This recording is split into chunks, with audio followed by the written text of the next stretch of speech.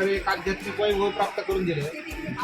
हा परिसर मात्र या ठिकाणी अतिशय तुमच्यामुळे एक लोकप्रिय होतो आहे आणि लोकांना देखील हवा असा वाटणार आहे।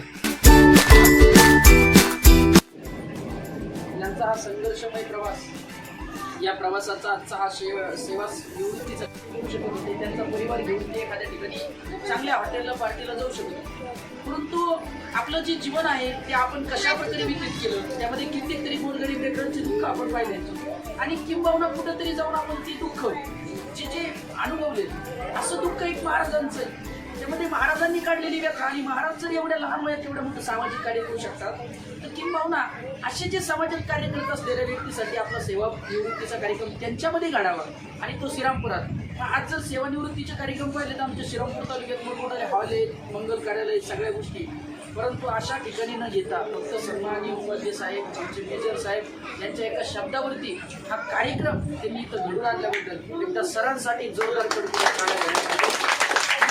अरे विद्यार्थी आकाशी तिची नजर पिलांपाशी या उक्तीप्रमाणे सर आपण नेहमी या आश्रमावरती असंच भरभरून प्रेम ठेवावं। तुमची सेवा संपली नाही आणि ही सेवा समाजकार्यासाठी, सामाजिक कार्यासाठी या पुढील काळातही चालूच राहील।